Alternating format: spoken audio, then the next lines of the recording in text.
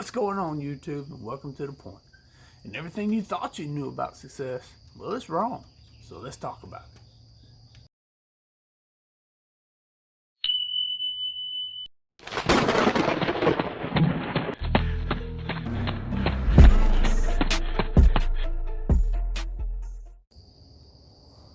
First off, success is defined as the accomplishment of an aim or purpose.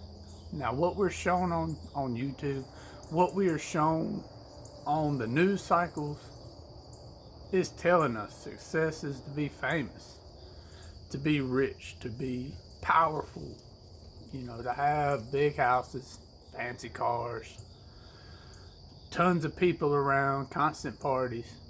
But the evidence of all this is contradictory to what we're being shown. And I got some examples for you. So everybody knows who Andrew Tate is. The top G. The picture of success, right? That's what you're shown. Well, how about this?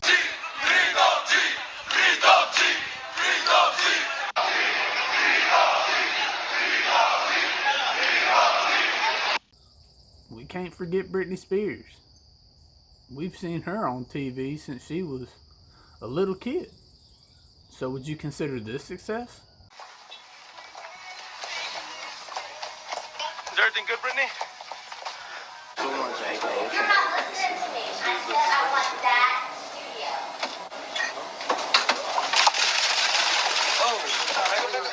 What's up, guys?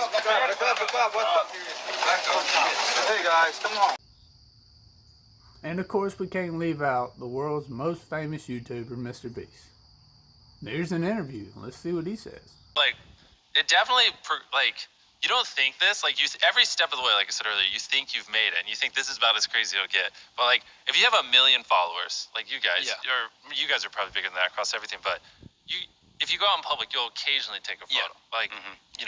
If you go to Walmart twice a week, you'll get every third time you'll take a photo. It's very validating. You're like, oh, this is awesome. Yeah. This is like a real career. Look, this guy noticed me. And then when you get to 10 million, it's like a whole different world.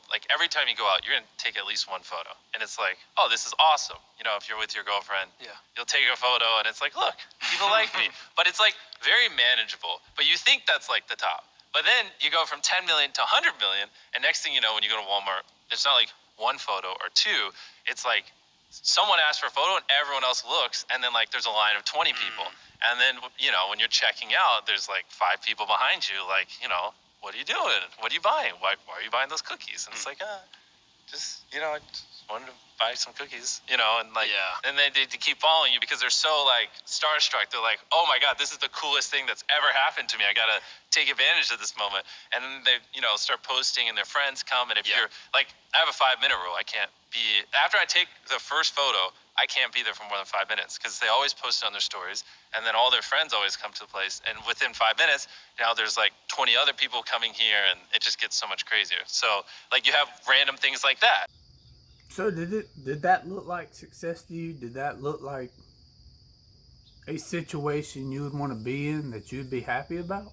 I mean, we got people like Grant Cardone on here telling us if we don't own a jet, 7 businesses, and have 500 million in passive income monthly, we're basically a loser.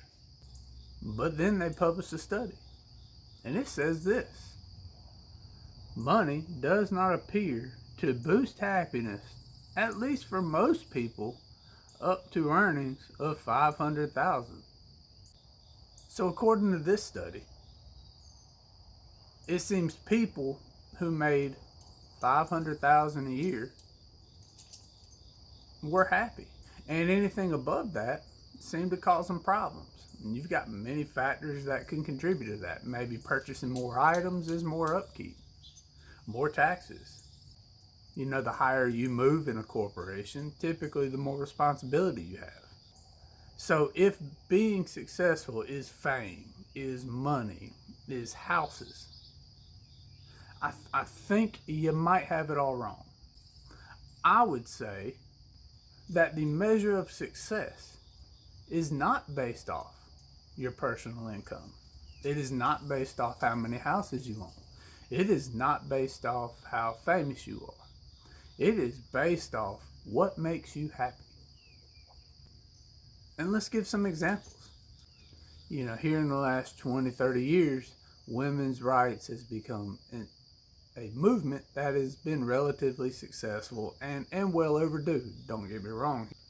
But now, because of all this, you've got women out there who are stay-at-home moms. And if they put anything on social media or they go to a gathering somewhere and an individual asks them what they do and they say, oh, I'm a stay-at-home mom. Good Lord, they might as well throw stones at that woman. What is wrong with being a stay-at-home mom? If it makes that woman happy, it should be perfectly okay for her to be a stay-at-home mom. And no, that doesn't imply she's a single mother and she's living off the government. She might be married. But I mean, taking care of kids is a valuable job. It is an important job. So I'm not understanding, and maybe you can explain this to me, why is everybody, so I'll be upfront with you. While I was sitting there last night doing some praying, I was doing some thinking. Like most people, okay, what can I do to earn more money? What can I do to secure a better future for myself and my family? And I started running through all these different scenarios. And it just sort of, hit me like a wall during my prayers. And I was, all the money in the world can't buy happiness. What makes you happy? I told myself, I'm being around my family. That's what makes me happy. That doesn't require a dollar amount. We all got bills, of course. You have to pay mortgage, you have to pay for water, power, gas, food. Necessities to make life more comfortable. But beyond that, I was starting to set myself up for running a rat race.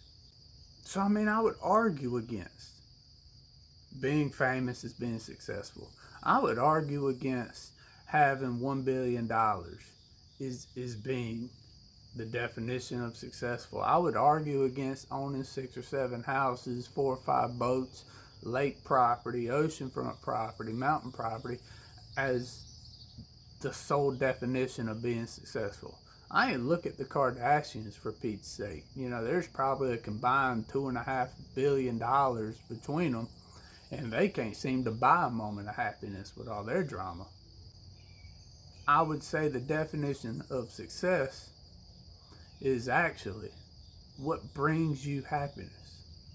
Whether that's spending time with your family, if tackling challenges and solving problems is something you enjoy, go for it and have your success. If being a stay-at-home mom is what makes you happy, be a stay-at-home mom and enjoy your success. If just working a job so you can have enough money to go buy fishing tackle and fish on the weekends makes you happy, go enjoy your success. Grant Cardone isn't necessarily right. If that is something that you think would make you happy, hey, go for it. Go enjoy your success. But I would caution you, the study doesn't necessarily lie.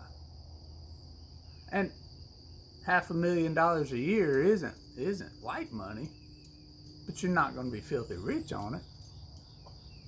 So maybe owning 4 or 5 rental properties with a passive income of $5 million every week.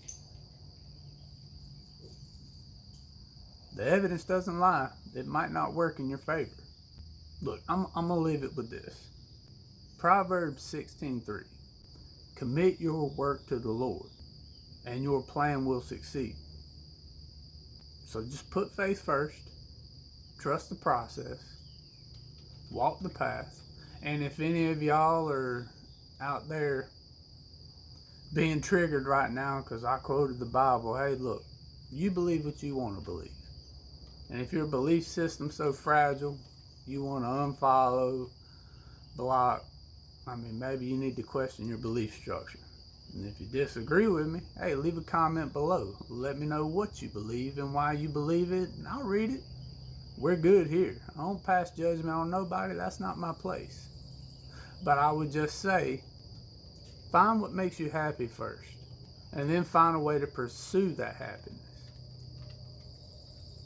And you will experience a measure of success you've never experienced before in your life.